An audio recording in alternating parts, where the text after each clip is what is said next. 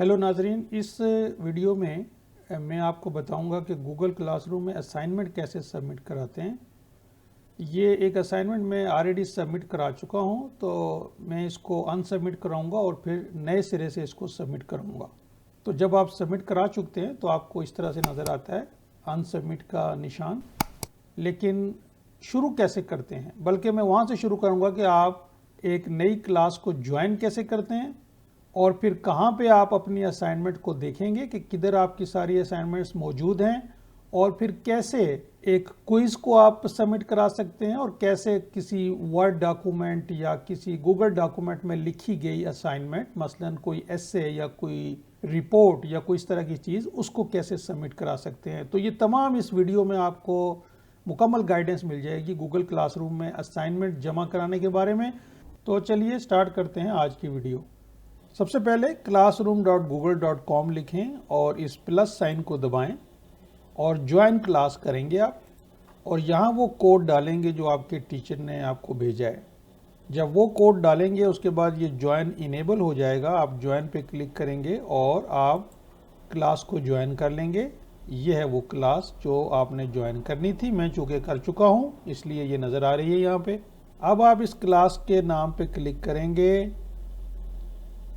और class work पे click करेंगे। यहाँ आप देखेंगे कि ये जो वीक 1 लिखा हुआ है, ये बेसिकली इसे गूगल क्लासरूम की ज़बान में टॉपिक कहते हैं। और उल्टे हाथ पे अगर ऑल टॉपिक्स आप देखें तो ऑल टॉपिक्स में इस वक्त ये एक ही टॉपिक है। आपके टीचर ने आपके लिए वीक 1 में ये क्रिएट किया है, और वीक 1 में उसने आपको 2 असाइनमेंट भेजी हैं। एक तो ये भेजी है कि right an essay on educational technology, और एक क्विज भेजा है। तो चलिए पहले क्विज को हम करते हैं क्योंकि ये ज़रा आसानी से हो जाएगा। तो हमने क्विज को क्लिक किया और क्विज के अंदर हमें गूगल फॉर्म्स का एक ये नज़र आएगा सेक्शन, और क्विज का नाम है एक्सपोनेंट्स। क्योंकि जो भी क्विज गूगल क्लासरूम में क्रिएट किया जाता है वो बेसिकली एक गूगल फॉर्म होता है।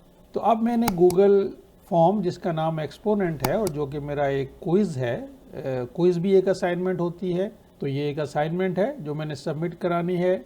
अगरचे इसकी कोई ड्यू डेट नज़र नहीं आ रही, जिस तरह इस असाइनमेंट की ड्यू डेट 31 जुलाई है, लेकिन फिर भी मैंने करानी तो है, तो लिहाजा मैं इस पर क्लिक कर देता हूँ। अब ये गूगल फॉर्म मेरे सामने आया है। तो ये कह रहा है पहला क्वेश्चन कि x की कीमत निकालें। अगर x स्क्वायर 4 हो तो जाहिर है x2 होगा।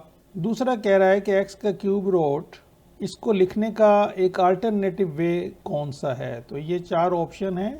तो जाहिर सी बात है कि x का क्यूब रूट जो है वो x raise to the power 1/3 ही होगा।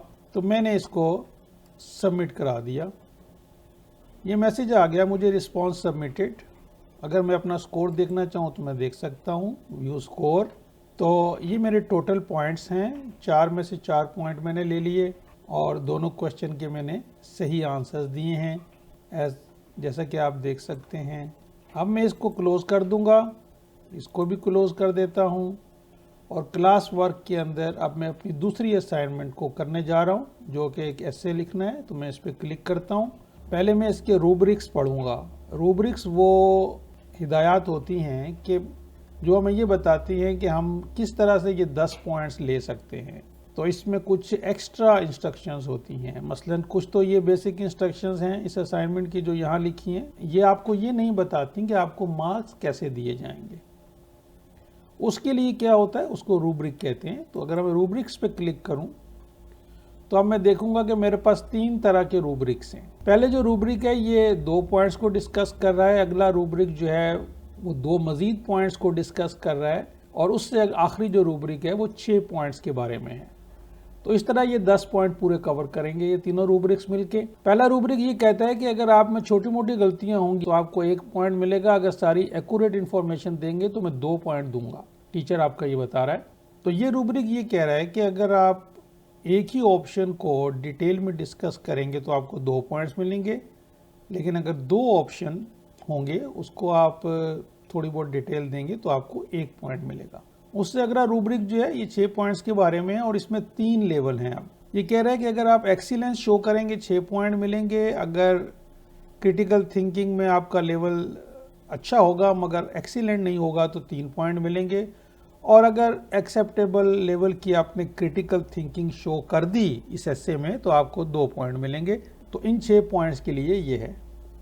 अब इसका ये मतलब नहीं कि आपको लाजमी 2 पॉइंट्स मिल ही जाएंगे। अगर आप क्रिटिकल थिंकिंग शो ही नहीं करेंगे तो आपको 0 पॉइंट मिलेगा, क्योंकि इस रूब्रिक का नाम है क्रिटिकल थिंकिंग। तो अगर आपके एस्से में क्रिटिकल थिंकिंग है ही नहीं तो 0 के हकदार होंगे।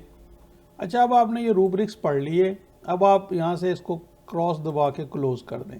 अब आपने असाइनमेंट को सबमिट कराना है, तो उसके लिए क्या करेंगे, पहले व्यू करेंगे असाइनमेंट को, और मैं चूंकि यहाँ पहले ही सबमिट करा चुका हूँ तो मैं अब इसको फ़िलहाल अनसबमिट कराता हूँ ताकि मैं आपको सिखा सकूँ।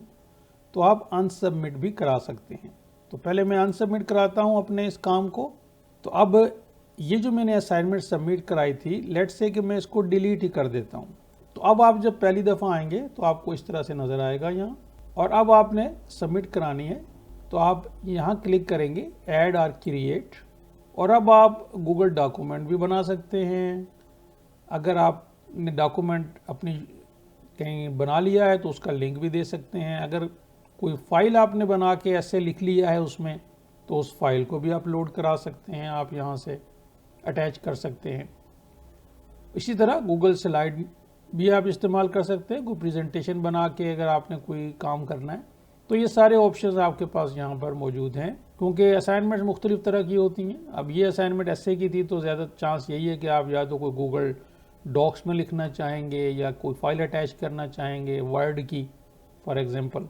तो मैं गूगल डॉक्स में स्ट्रेट अवे लिखना चाह रहा हूँ, तो मैं गूगल डॉक्स को क्लिक कर लूँगा।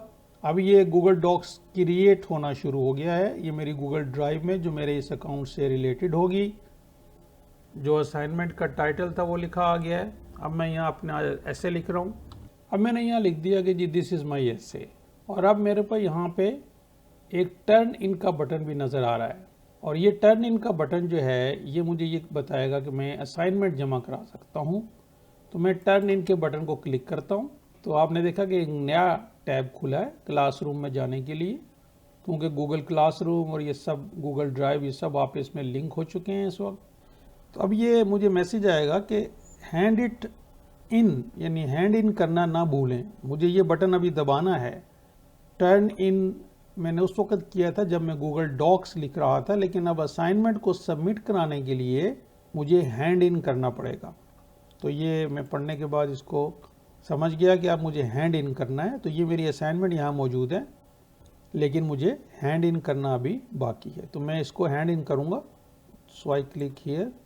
अब ये बता रहा है कि एक अटैचमेंट विल बी सबमिटेड। तो जो मेरा गूगल डॉक्यूमेंट था वो ये अटैच हो जाएगा और ये सबमिट हो जाएगी मेरी असाइनमेंट।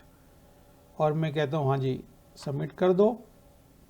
तो अब मुझे ये अनसबमिट का बटन नज़र आएगा जैसे शुरू में नज़र आ रहा था। तो अब मेरी असाइनमेंट सबमिट हो चुकी है। जब मुझे अनसबमिट नज़र आ रहा है इसका मतलब सबमिट तो हो चुकी है, मैं चाहूँ तो अनसबमिट करा लूँ। तो ये था तरीका जिससे आप गूगल क्लासरूम में अपनी असाइनमेंट जमा करा सकते हैं। आप सिंपली जैसे नॉर्मल क्लासरूम में असाइनमेंट बनाते हैं उसी तरह वर्ड में बना लें, अगर बनानी है PDF डॉक्यूमेंट बना लें, गूगल डॉक्स में लिख लें, स्लाइड बना लें, जो दिल चाहे करें।